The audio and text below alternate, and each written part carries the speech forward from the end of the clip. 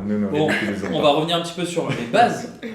Déjà, qu'est-ce que le Product Ops? Si vous pouviez répondre à Tati Jeannette, peut-être 53 ans. Bon, Oula. allez, un Non. product manager lambda. Non, à quelqu'un qui est du produit, issu du monde du produit. Finalement, qu'est-ce que le Product Ops? C'est une très très bonne question qui demande beaucoup de réflexion pour savoir comment bien résumer en une phrase en quoi ça consiste parce que le périmètre est très large. Moi je dirais que c'est la personne qui va le producteur va s'assurer que de l'analyse du besoin utilisateur jusqu'à l'adoption de ce qu'on va lancer.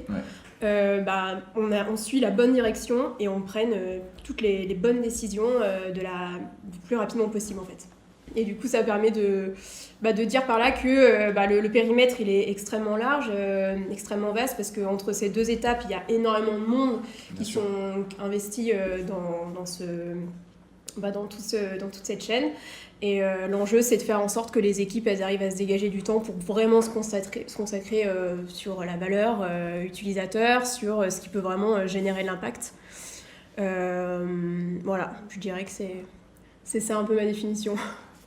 Ouais, non, mais assez aligné avec ce que dit Yolène. En gros, je pense qu'en fonction des organisations, en fonction de la maturité des organisations, il y a vraiment plein de formes de Product Ops et je pense qu'on le verra quand on rentrera un peu plus dans le détail de nos scopes. Mais ayant échangé avec pas mal de Product Ops, on voit que c'est jamais exactement les mêmes thématiques et les mêmes streams. En revanche, c'est vrai qu'il y a un peu cette notion de supporter le how du Product Manager pour lui permettre de se focus plus sur le what, ce qu'il va découvrir et ce qu'il va délivrer. Donc voilà, un peu ce principe et ce concept d'alignement des équipes produits et de l'équipe organisation pour leur permettre de se focus sur l'impact qu'ils vont générer grâce à leurs features. Mais du coup, au jour le jour, finalement, qu'est-ce que vous faites globalement? Parce que ça peut être un peu une nébuleuse. Le how, justement, qu'est-ce que vous faites concrètement, finalement? On parlait d'outils un petit peu tout à l'heure, est-ce que ça y touche? Parce que de ce que tu disais, Yolène, il me semble que le mot process commence un peu à pointer le bout de son nez. Est-ce que vous mettez en place des process, est-ce que vous poussez des outils? Comment ça se matérialise finalement un peu au quotidien? C'est de faire des propositions, c'est apporter un appui? Ça peut faire partie des solutions qu'on met en place, mais c'est pas une nécessité. C'est pas non plus forcément des process, parce que ça peut paraître toujours un peu lourd. L'idée, c'est vraiment de simplifier, au contraire. Donc, c'est plutôt... au quotidien, il y a plusieurs aspects, mais l'enjeu, c'est d'accompagner les équipes, de comprendre déjà leurs besoins, et de repérer en fait là où il y a des opportunités, là où il y a des choses qu'on pourrait améliorer pour pouvoir gagner en valeur et en efficacité. Et donc ça passe par tellement de choses différentes. En effet, ça peut être des outils si ça peut y répondre, si ça peut nous aider. Ça peut être des méthodologies, des frameworks qu'on va tester, qu'on va adapter, qu'on va construire même maison s'il faut. C'est aussi des fois réussir à influencer l'organisation, la manière dont les gens travaillent entre eux, essayer de redonner un peu de la valeur à leur rôle selon les contextes. Et ça se joue à peu de choses parfois, mais ça crée des fois énormément de valeur. Enfin, on l'avait vu chez France Télévisions notamment, ne serait-ce que juste rassembler en fait le design et le produit pour qu'ils commencent à concevoir entre eux. C'était un gain de temps incroyable. On a regagné la confiance. Enfin, tout ça, c'est aussi, ça fait partie aussi de nos missions, mais c'est encore, je pense que je suis pas exhaustive là. Ouais, en gros, sur la façon de travailler, tout à fait aligné, c'est vrai que ça requiert de travailler à la fois avec l'organisation produit et à la fois avec tous ces stakeholders, parce que du coup, on intervient vraiment sur toute la chaîne de valeur produit. Après, peut-être pour matérialiser un peu en termes de scope et de type de sujet qu'on tacle, en tout cas chez Doctolib, on a un peu 4 grandes streams. Donc une première stream autour de tout ce qui est impact, donc comment est-ce qu'on outille et comment est-ce qu'on donne les bonnes méthodos, les bons frameworks justement aux product managers pour mesurer l'impact, déjà savoir ce qu'on veut mesurer et ensuite comment est-ce qu'on veut le mesurer et comment est-ce qu'on maximise cet impact-là. Après, on a toute une stream autour de justement les process et les outils, mais encore une fois, l'objectif n'est pas de créer de nouveaux process, mais plus d'optimiser les process et faire en sorte qu'on a un alignement qui se crée entre les différentes équipes, parce que justement le besoin de Product Ops, il naît quand on a une organisation produit et une organisation plus globale qui grossit. Donc on a ce besoin d'alignement qui devient plus important parce qu'on ne peut plus juste aller parler à son voisin de table pour comprendre ses enjeux. Donc il y a cette dimension du coup un peu process et outils pour les optimiser, faire en sorte que ce soit plus facile pour les PM et les stakeholders. On a une brique aussi autour de tout ce qui est la connaissance produit, donc avec justement des équipes qui grossissent, de nouvelles personnes à onboarder. Il y a besoin d'organiser toute cette connaissance produit à la fois au sein des équipes tech et produits, mais aussi pour les stakeholders, les sales, les ops, etc. Donc on a une grosse brique autour de ça. Et finalement, toute une partie de talent, donc qui n'est pas forcément commune dans d'autres équipes Product Ops, mais on est en tout cas chez Doctolib en charge aussi de toute la partie recruter les bonnes personnes, les former et s'assurer après qu'elles restent via tous ces différents leviers. Tu parles d'équipe toi actuellement, vous êtes combien tout simplement chez Doctolib et comment ça se répartit? Est-ce qu'il y a une hiérarchie? Est-ce que finalement vous adressez plusieurs équipes, plusieurs feature teams, un Product Ops pour X feature team? Ça fonctionne un peu comme ça ou pas du tout? Alors pas tellement. Aujourd'hui, donc l'équipe a 1 an, on est 5 personnes et on est plus organisé par stream que aligné avec les domaines ou les feature teams de chez Doctolib.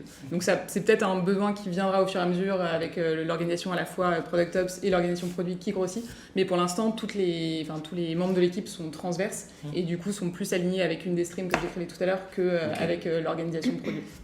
Ce qui permet du coup d'avoir en tout cas dans un premier temps et dans la construction de l'équipe Product Ops, d'avoir une vue transverse et de voir aussi, de faire en sorte d'avoir des choses qui soient communes aux différents domaines.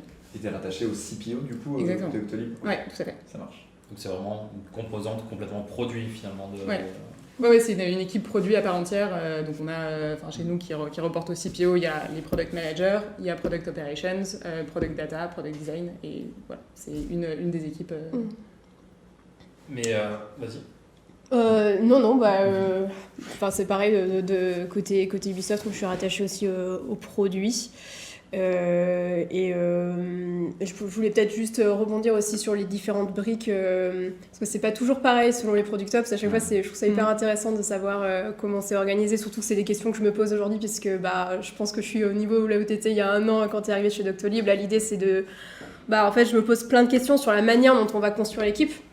Et là, aujourd'hui, comment j'avais envie de le tester. Après, je sais pas si ça va marcher, je vous le dirai peut-être dans 1 an. Mais en tout cas, comment j'avais envie de le penser, c'était vraiment de se focus sur nos grands objectifs, en fait, l'organiser par grands objectifs qui sont clés pour les équipes produits. Donc, en gros, on a... une brique qui c'est Learn, où en fait l'idée c'est de travailler sur tout ce qui va nous permettre d'avoir la connaissance nécessaire pour prendre les bonnes décisions. Donc c'est toute la user knowledge, data, quanti et quali. C'est comment on peut s'assurer que cette donnée elle est de qualité, est-ce qu'on y a accès rapidement, facilement, parce que je sais que chez Ubisoft on a beaucoup de données. C'est très très riche, mais parfois c'est pas super évident de savoir à qui s'adresser, comment la récupérer, comment la visualiser, etc. Donc ça, c'est un vrai sujet à part entière. Ensuite, il y a Decide, donc c'est comment prendre des décisions vite, parce qu'on le sait tous dans la vie, on prend constamment des décisions et ça peut être hyper déterminant. Et donc l'idée, c'est de, dès le début, essayer de prendre de bonnes décisions. Après, c'est normal, dans le produit, on est là aussi pour apprendre, on teste des choses, c'est normal, mais si on peut réussir à du premier coup taper dans le mille, c'est l'idéal. Donc là, on a toute une partie sur les frameworks qu'on va adopter. Les OKR, ce genre de choses, ça fait partie de ce périmètre-là. Et ensuite, il y a Act. C'est donc comment déployer au mieux ce qui a été décidé. Avoir des roadmaps qui peuvent servir aux équipes s'il faut, avoir des outils, des roadmaps aussi qui nous permettent de communiquer ce qu'on fait avec les stakeholders. Donc en gros, voilà, c'est les 3 piliers. Et à côté de ça, pour essayer de le faire... d'évangéliser, parce que si on fait tout ça très bien côté produit, mais qu'en fait côté stakeholder c'est pas du tout compris, ça n'a aucun intérêt parce qu'ils sont clés dans la stratégie qu'on va déployer. Donc là l'idée c'est de en même temps travailler sur l'influence, donc tous les sujets autour de l'organisation, des recrutements qu'il faut qu'on fasse, adapter éventuellement les équipes pour qu'on réponde au mieux aux besoins utilisateurs. Et également la partie knowledge, comme je disais, qui est clé, c'est essayer de développer des guildes pour diffuser l'information le plus rapidement possible, créer des synergies pour éviter de faire des choses en doublon et capitaliser sur ce qui est fait ailleurs, etc. Enfin, après, peut-être que je l'ai imaginé comme ça aussi chez Ubisoft parce que c'est très très grand. Et il y a énormément d'initiatives qui sont prises, c'est incroyable. Enfin, vraiment, c'est plein de micro-startups pour moi, avec des personnes qui sont hyper motivées et qui créent plein de produits, qui ont des idées incroyables. Et des fois, on se dit, mais il faudrait juste que ça, on puisse l'utiliser nous aussi. En fait, il suffit juste d'être au courant et l'enjeu, c'est de créer ça, quoi. Créer ces synergies. Tu parles de synergie, justement. Ouais. Ça me fait penser à coach agile. Mais vraiment, parce que en fait, le but du coach à la base, c'est de créer des synergies, d'aligner différentes équipes sur des mêmes roadmaps. Quid du coach agile finalement? Est-ce que vous n'êtes pas un fork? Est-ce que vous n'allez pas remplacer le fameux coach agile? Est-ce que vous avez des personnes agiles dans vos entreprises et comment est-ce que vous fonctionneriez si ce n'est pas le cas? Alors, chez Doctolib, il n'y a pas de coach agile, donc du coup, la question ne se pose pas, c'est pas un remplacement de poste, mais comme on l'a vu pour moi et de ce que je comprends de la définition de coach agile, parce que j'ai jamais travaillé directement avec eux, pour moi, c'est une petite partie du rôle de Product Ops. Je pense qu'il y a probablement certaines entreprises, certaines organisations dans lesquelles c'est plus important parce que probablement l'équipe Product Ops vient des coachs agiles. Mais en tout cas, pour moi et dans ce qu'on fait nous aujourd'hui chez Doctolib, c'est une petite partie qui est dans la gestion de la delivery et s'assurer qu'on ait du coup de bons process et une bonne façon de le centraliser. Mais toute la partie product knowledge, je crois pas que ça fasse partie des prérogatives coach agile, la partie talent non plus, un peu plus globale produit, et la partie impact aussi qu'on essaye de faire grossir un peu moins également. Donc c'est pour moi une partie de ce qu'on fait, mais pas l'intégralité du rôle. J'ai vraiment l'impression en fait que c'est le coach agile, en fait vous englobez carrément complètement le domaine d'expertise d'un coach agile. Et en fait qui se noierait complètement dans la partie Product Ops, parce que vous avez aussi cette dimension produit. Pour moi, en tout cas, l'agilité à la base, c'est simplement aider à faire le how, justement, et le what, après, c'est justement la partie produit, c'était juste un moyen d'y arriver. Exactement. Et avoir une vision produit, en fait, c'est là vous apportez ça en plus, en fait, par rapport au coach agile, où on pensait que simplement à la méthode, là vous englobez plus de choses. C'est hyper intéressant d'ailleurs que tu parles de cette notion d'englober parce que je te cache pas que c'est en effet chez Ubisoft on a une équipe agile qui est très établie et avec des Scrum Masters dans chacune des sous-équipes et donc la question s'est posée parce que j'avais moi non plus jamais travaillé avec des coachs agiles, j'avais travaillé avec des Scrum Masters mais pas forcément avec des coachs agiles et donc la question s'est posée et j'ai quand même travaillé étroitement avec eux pour s'assurer que qu'on marchait bien, qu'on travaillait bien ensemble. Et ce qu'on s'est dit, c'est que, en fait, c'est plutôt le coach agile qui va englober les product managers, lead product managers et les product ops. Et en gros, moi, je vais aussi m'appuyer sur leur expertise pour gagner en efficacité dans tout ce qu'on met en place. Mais donc, je suis d'accord, quand tu dis le product ops va vraiment travailler sur la valeur, c'est en effet le cas et le coach agile va nous aider en fait à être le plus efficace possible sur cette création de valeur dans le sens productivité en fait. Et donc c'est comme ça qu'on essaye de le dessiner là. Après c'est que de la théorie, il faut qu'on passe à la pratique, mais pour l'instant je pense que ça peut bien fonctionner de cette manière là. Tu parles de Scrum Master, moi peut-être de la notion de coach agile, je retiens aussi ce côté coach. Le coach c'est censé faire progresser, un peu transmettre, faire monter en compétences. Est-ce qu'il y a aussi cette notion-là de votre côté dans le sens où est-ce que votre job il va être éternel, il est nécessaire à l'orga, ou alors est-ce que c'est également faire monter en compétence finalement vos PM, vos interlocuteurs produits sur ces sujets pour qu'in fine vous deveniez dispensable. Là, actuellement, vous êtes indispensable dans votre orga. Est-ce que vous le voyez un peu comme ça? Est-ce que... non, je pense que c'est hyper important justement quand on parle de process, quand on parle d'outils, etc., qu'on ne soit pas des maillons nécessaires à l'implémentation de ces process, à la gestion de ces process, etc. C'est un travail clairement au jour le jour et surtout quand tu mets en place certaines choses, au début, en fait, il faut être là pour s'assurer de l'adoption, s'assurer que les équipes montent en compétences. Mais l'objectif, c'est qu'à terme, les équipes soient complètement autonomes et indépendantes sur la plupart des sujets qu'on définit, la plupart des produits, si j'ose dire, et des process qu'on va créer. Donc il y a aussi cet enjeu clairement de faire grandir les équipes. Et tu vois, nous, un des grands outils, un des grands leviers qu'on utilise chez Doctolib justement pour générer de l'adoption, c'est un product camp qu'on a créé, donc qui permet de former les new joiners produits qui arrivent chez Doctolib, donc leur montrer un petit peu comment est-ce qu'on travaille, justement ce fameux how. Et c'est très clairement un vecteur important, tu vois, de la façon dont on travaille. Toutes les nouveautés, tous les changements qu'on opère sont reflétés du coup dans ce product camp. Pour que justement les PM soient autonomes et utilisent les mêmes méthodes dès le début.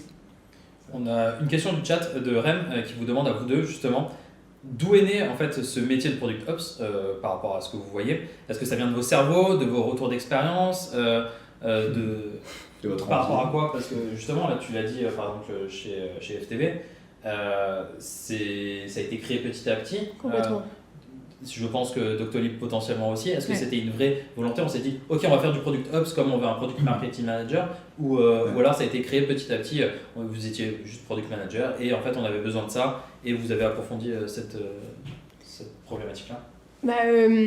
En effet, pour ma part, chez France Télévisions, chez Ubisoft, c'était clair et net, c'était un rôle de Product Ops qui était déjà défini, et mon VP Product avait déjà en tête ce qu'il voulait faire. Là, côté France Télévisions, pour le coup, on s'est posé plein de questions et c'est vraiment des questions qu'on a eues, notamment avec Anso, où on se disait est-ce que c'est plutôt product stratégiste, est-ce que ton rôle c'est plutôt Product Ops, que je connaissais pas, hein. En vrai, j'ai découvert il y a un an l'intitulé du Product Ops, quoi, et donc ça s'est fait un peu par hasard et un peu au fur et à mesure, puis après c'est en découvrant l'intitulé et la mission que je me suis rendu compte que j'ai commencé à mieux structurer dans ma tête les missions que je faisais déjà et la valeur que ça avait et l'impact que ça pouvait avoir. Donc c'est venu d'une problématique amenée par le CPO en fait, qui a dit voilà comment ça se matérialisait en fiche de poste, et ensuite tu te l'as approprié, et finalement c'est un peu ça. Tu veux dire au tout début ou... Ouais, au tout début. Au tout début, la mission, c'était de faire en sorte que... je suis arrivée donc, en consulting, et c'était de déployer le discovery et tous nos moyens de user research pour que les équipes elles aient la bonne méthodologie. Donc c'était vraiment centré produit design. Et donc au début, je me suis axée à fond là-dessus, et donc uniquement sur ce périmètre-là. Et après, petit à petit, c'est là où ça s'est élargi, parce que du coup, je suis passée en transverse sur l'ensemble des produits de France Télévisions et sur un périmètre beaucoup plus large, tout l'amont delivery en fait. Okay. Donc pas uniquement le discovery. Et chez Doctolib, c'était un petit peu la même histoire. Moi, en gros, je suis arrivée du coup il y a un an quand il y avait du coup ce besoin clairement identifié de Product Ops, mais qui avait du coup été pré-identifié par le CPO et ce qu'on appelait à l'époque une Product Management Strategist. Qui avait commencé du coup à travailler avec le CPO en début d'année sur des sujets transverses. Et c'est marrant parce que pareil, tu vois, le côté comment est-ce que le produit travaille avec le design était un des premiers sujets qu'ils ont taclé. Voilà, donc il y avait en gros cette émergence et ce sentiment qu'il y avait besoin d'une fonction transverse pour réfléchir à ce type de questions et apporter de l'alignement au sein des équipes produits, design et tech. Et c'est vraiment venu là, et donc au fur et à mesure... le scope, donc cette personne a commencé à prendre en main de plus en plus de sujets jusqu'à ce que justement il y ait le sentiment qu'il y avait besoin d'une équipe dédiée à part entière. Et en parallèle, la littérature produit commençait à donner un nom à cette fonction, le Product Ops. Donc c'était un peu la rencontre des deux, le besoin en interne et puis le framing de ce besoin en externe qui ont coïncidé pour... créer l'équipe Product Ops chez Docto. On parle beaucoup du terme Product Ops. En préparant un peu l'émission, on se rend compte évidemment que ça vient du DevOps qui existe depuis un peu plus longtemps, je pense, que le terme de Product Ops. Je ne sais pas s'il y a du DevOps également dans vos entreprises respectives ou pas, mais est-ce que vous considérez également le Product Ops, vous voyez les liens en tout cas avec le DevOps, vous considérez que le terme Product Ops vous correspond bien dans le sens où vous imagineriez pas l'appeler autrement maintenant, vous l'avez bien approprié, tu dis Yolène, tu l'as découvert il y a un an. Maintenant, c'est un terme toi qui te convient. Est-ce que tu penses que d'ici quelques années, on va à nouveau le modifier, ce terme-là ? Franchement, je dirais plutôt que d'ici quelques années, normalement, on n'est plus censé avoir besoin à ce qu'on se disait, de Product Ops. Finalement, c'est notre North Star, quoi. Moi, en tout cas, dans mes objectifs de pilotage de l'équipe, ma North Star, c'est ça, c'est ne plus avoir besoin de ça. C'est vrai que c'est ça. Donc, Je pense que ça va évoluer. Après, le wording, bon. Et moi, je pense que c'est... Je sais pas si ça... Non, oui, je pense que ça, en fait, le terme opération, c'est un peu un terme fourre-tout qui permet du coup de faire rentrer Ouais, ce que tu veux. c'est Parce qu'il y a effectivement DevOps, mais enfin, tu vois, chez Docto, on a aussi des équipes SalesOps, on a des équipes PeopleOps. Enfin voilà, c'est vraiment... c'est des équipes qui sont en transverse et qui vont du coup permettre l'alignement d'une organisation plus grande qui grossit. Mais est-ce qu'il faudrait pas du coup avoir un pôle opération avec des spécificités finalement product, sales, dev et qui reprend toutes les composantes finalement? Ouais. Bah, c'est une bonne question, tu vois, c'est toujours un peu la question matricielle, dans quel sens tu prends ton cube. Ouais, je suis un peu tordu, c'est pas Non, mais en fait, aujourd'hui, en tout cas, moi, le bénéfice que je vois dans le fait d'être embeddé dans l'organisation produit, c'est que tu as accès à l'organisation que tu sers. Donc, ça te permet d'être en relation directe avec les directeurs produits, avec les product managers et être beaucoup plus au fait de ce qui s'y passe que si jamais tu faisais partie d'une direction séparée qui, du coup, certes, a le bénéfice de centrer toutes ces équipes opérationnelles. Donc en termes de lisibilité organisationnelle, c'est peut-être plus simple. En revanche, qui est peut-être du coup moins proche du terrain et moins proche des problématiques. Voilà. Je suis complètement alignée avec ça. Je trouve que c'est hyper important que le Product Hub soit immergé au sein des équipes. Et c'est pour ça qu'il ne faut pas qu'il y ait, je pense, une direction dédiée à ça, dans le sens avec les sales, etc.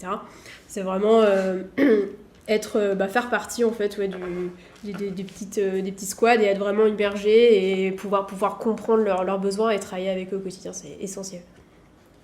Vous avez l'air de vivre passionnément ce Ouais. week-end. Et donc, mais est-ce que vous avez le temps finalement de voir un petit peu ce qui se fait à droite à gauche, parce que avec cet emploi du temps, est-ce que vous avez le temps de regarder les nouveautés finalement? On regarde l'after produit. Exactement, une fois par mois. On a payé pour ça. Hein. Et non, oui. C'était nos nouveautés produits, tu dis, ouais. Ouais, nouveauté. La veille produit, ça Ouais. sur le marché. Oui. Je sais pas, ça me semble... C'est essentiel. Mais Moi, c'est je ça. me prends 1 heure par semaine. Je me force dans mon calendrier qui s'appelle... c'est 1 heure de product learning.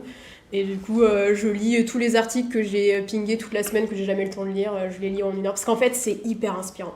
Et je trouve...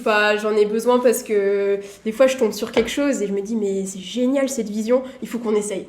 Et du coup, voilà, c'est comme ça que ça vient. Donc, je lis énormément. Ok. C'est pour ça qu'on va lancer le Rewind Produit.